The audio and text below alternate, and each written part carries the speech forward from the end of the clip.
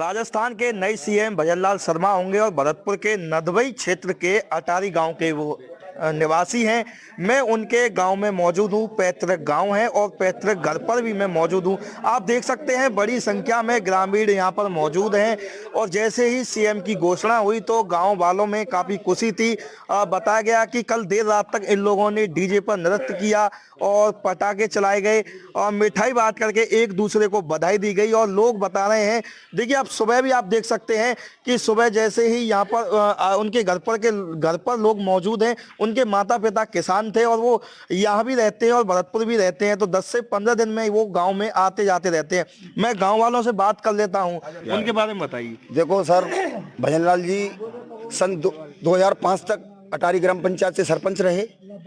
2010 से 2015 तक पंचायत समिति सदस्य रहे और उसके बाद फिर वो भरतपुर शिफ्ट हो गए और भरतपुर से फिर वो जयपुर शिफ्ट हो गए। फिर वहीं उन्होंने पूरा ये सिस्टम राजनीति का तो पहले से ही उनका सेटअप तैयार था।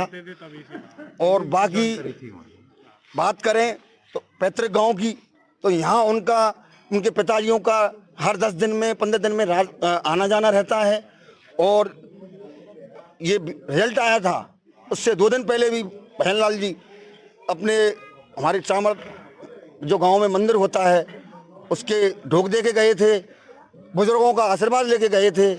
तो ऐसा नहीं है, हमारे गांव में उनका बराबर 10 से 15 दिन में आना जाना रहता है। जमीन है उनकी। अब वो सीएम बन गए, क्या उम्मीद है? विकास में बात करें या रोजगार की बात करें, क्या लग रहा है आपको? बिल्कुल विकास और रोजगार सब पे वो खरा उतरेंगे। यंग हैं, कोई तरह की किसी भी जनता को उनका संदेह नहीं रखना चाहिए। पूरा सब तरह का विकास होगा, कोई दिक्कत नहीं आएगी। सर आप तो उनके साथ रहे हैं बचपन में भी, सर आपने उनके साथ बीता हुआ है। अच्छा, क्लासमेट रहे हैं सर आप, तो उनके बारे में थोड़ा बताइए आप। पूरा पिक्चर ये है कि पूरे आज से 20 साल पहले कार्यकर्ता के रूप में समर्पित हो गए थे और बीजेपी के पूरे उसमें कार्य काम भी किया। सरपंच रहे, उसके बाद में सरपंच हो जाने के बाद में भरतपुर में मकान बनाया उन्होंने। और फिर उनके बाद में उनकी पत्नी पंचायत समिति नदबई से सदस्य रही। फिर आंख मीच करके चलते दौड़े, गिरिराज जी के बहुत बड़े भगत है और बीजेपी में कार्य करना चालू कर दिया। आज उनके मेहनत का रंग ये है और उनका एक कारण रहा है कि सभी जाति को, सर्व जाति को साथ में लेकर के आगे बढ़ते हैं। कभी भी उन्होंने ऐसा महसूस नहीं किया कि मैं ब्राह्मण जाति से हूँ।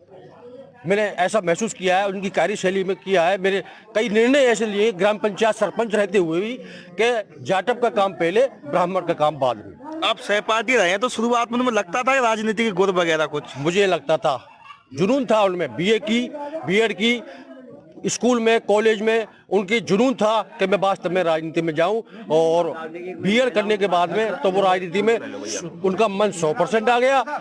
और उनका आज भी ऐसा मानना है कि अपनी जमीन से जुड़े हुए हैं, अपने माँ बाप से जुड़े हुए हैं।